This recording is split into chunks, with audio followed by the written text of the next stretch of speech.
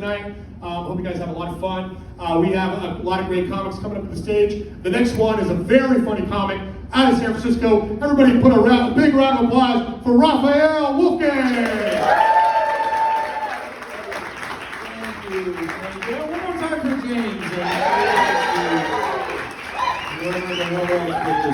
Hell yeah. Thank you all for coming out. This is fun. I just had a long ass commute to get out here, and I'm glad this doesn't suck, honestly. This is really good, dude. I'm gonna drive for like 90 minutes to get out here. This type of shit happens a lot to comics where you show up and then you're just like, what the fuck? Like, I run a show every week at a dispensary in San Francisco in like the Tenderloin. It's a fucking nightmare, man. It's really bad. I don't know if you've ever been to a comedy show where everyone was like scared and paranoid the whole time. Dude, every week we do this show and like 3 people show up and they all get too high and everyone's bombing, and it's like, last week I tried to do crowd work with one of them to try to get him out of it. I was like, hey, what's your name? And he was like, oh, please don't do that right now.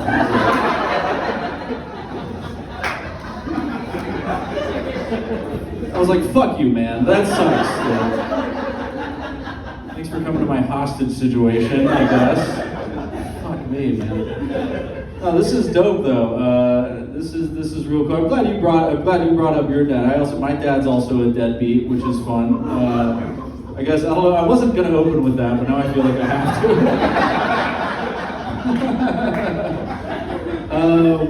Yeah, my dad is one of these like international businessmen who like traveled around, and he was like flying around cheating on my mom a lot, so they got a divorce. So relax.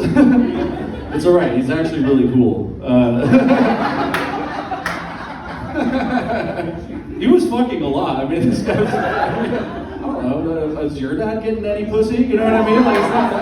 I should be like, oh no, your dad gets no pussy. Doesn't that suck? Too bad for him, you know. Loser. Let me get off that. I guess we should talk about the preschool. I'll allow that. Shows off to a weird start, I guess. Yeah, little kids. Hey, whoa, you guys have kids. Holy shit. That's why. You got a little foil, you got a little kid. Yeah, that's fun. That's fun. You know, I don't have kids or anything, but I have a nephew, and my nephew's pretty young. It's weird because the kids nowadays are so different than they used to be. Like, because kids used to be really innocent. Like, this weird thing happened where my nephew, he's like 7, and he asked me what stew was. And I was like, it's like soup but thicker. But he thought I meant wider. I was like, I know where you learned that, you little shit. You didn't read that in a dictionary, motherfucker. It's like soup with a big ass. Yeah, you little dirty fuck. What the hell's wrong with you, man? Because that's the thing, man. It's like different. I was born in the 90s. It's like right when the internet came out, and I don't think anyone knew what was coming. They called it the information superhighway, which was a really dumb name for it because it was all porn. There was no information. It really was. I wasn't learning anything. My mom was like, you're going to learn so much with the information superhighway. And then I just learned what her footsteps sound like when she's walking towards my bedroom. Just like gain spidey senses for her approach. Because everyone's got that in their head. All your kids, they hear those, oh fuck, I gotta switch to Club Penguin, or whatever the fuck, you know? Whatever they're, I don't know. That's what it was for me, I guess. I remember my mom tried to give me the birds and the bees. Are you guys gonna give the birds and the bees talk? Is that gonna happen? You think so? I mean, not now. I said a plan in the future. I know that they don't need it now. Yeah, you're gonna do it. Okay, here's the thing. You need to really keep in mind that they already pretty much know everything, if you're gonna do it. Because my mom was giving me like a very old school, like, when a man and a woman love each other very much, and I'd just been watching all this crazy shit. She was like, do you know what happens when a man and a woman love each other? I was like, oh man, I think they film it.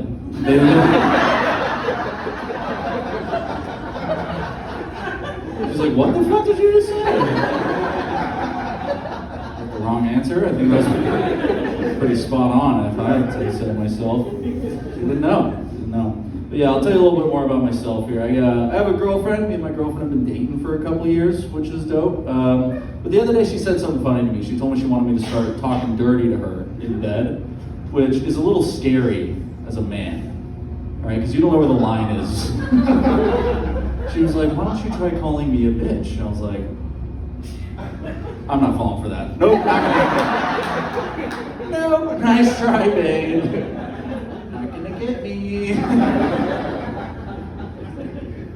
But she kept pushing. She like tried to talk me into it. She was like, no, it's fine. Just try it. Call me a bitch once.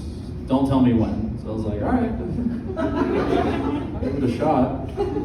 So the next night we were hooking up, and I realized after we had already started that I can't just say that once, but like not say anything else the whole time. You know what I mean? It can't just be 10 minutes of silence. And just, you're a bitch. And I have to say other shit to build up to it, you know, but it can't be that. So I'm in there panicking like, oh yeah, you like that, don't you, you douchebag? Take that, you jerk. Kid. Then she came. No, she didn't. Obviously not. No, it was actually the opposite. She was like, just stop, please. That really sucks a lot. Anyway, a little bit more about me. It's a weird choice for a preschool fundraiser, but I'm glad this is going well, honestly. I'll tell you a little bit more about me. I got a few older brothers. I'm actually the youngest of 4 brothers. I have 3 older brothers, a big family. My oldest brother has Asperger's, which if you don't know what it is, it's a medical jargon for creepy. He's got Asperger's, and he really has it too. Like, he's not just making it up.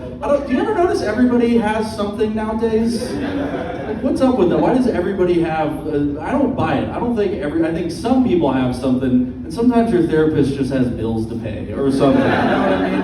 I think they have to make shit up because they can't lose a client. And I really think they make sure you walk in and you're like, hey, I get a little nervous sometimes. And he's like, you have AIDS. You're like, oh, thank you. Anyway, my brother's got Asperger's, and he's dope. I like my brother a lot. You know, most people with Asperger's are very introverted, but my brother's very extroverted because he's a cocaine addict, so he's a lot of fun. And really, it's a good time. I like hanging out with my brother a lot. Like, he's actually, he likes to party, and I love just going out with him and watching him fuck up with women all night. Because he's a good-looking guy, so, you know, he's tall, so all night I get to watch girls go like, ooh, hey, how's it going? Okay, never mind. And then it's like... He's got this one joke he really likes, because he has a vitiligo. So last weekend this girl was like, hey, why do you have those white splotches on your skin? And he was like, oh, I have the same disease that Michael Jackson has. You know, the one that makes him want to touch little kids all the time? I was like, oh. Nice one, dude. That's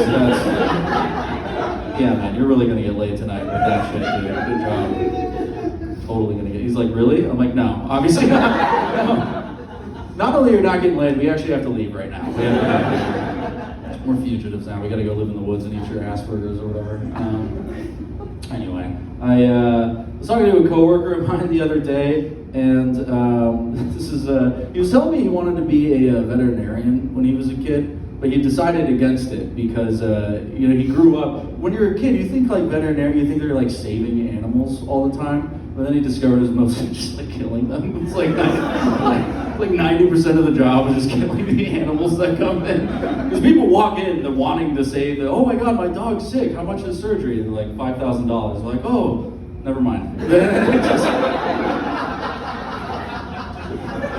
like, it's like $100 to put him down. You just do that. Yeah, that's fine. 90% of the job is people walk in, you gotta be like, sorry dude, your dog's totaled. I don't know what to... You can just buy 4 dogs at this point. And scrap them for parts or whatever. I don't know, but when it's crazy, how long we let dogs live for 10 years. You can get a new dog for free. If cars were free, you would not take your car into the shop every time. You know what I mean? Like, it's crazy that we even, oh, you're hungry? Fuck it, I'll get a dog that's not hungry. Fuck that. You know what I mean? Save $10 today, that's fine. All right, dude, this is wild. Let's see what else we want to do here. Yeah, you guys, it was preschool.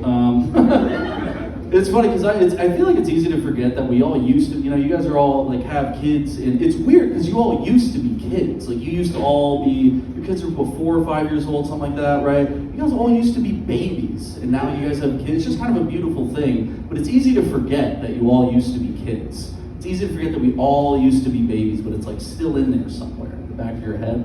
Like the other day, my girlfriend told me to suck her titties, and I swear to God, I don't know where this came from, but for a second I was like, but I'm not hungry right now.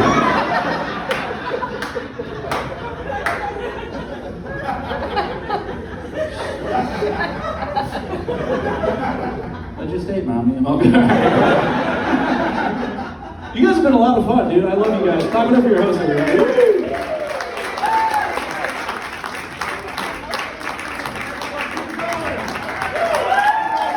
Raphael Wolfgang, everybody. All right. Very funny stuff. God damn it. It's good shit. All right. All right, everybody, keep that energy going for our next comic. Coming all the way Thank you. from Livermore.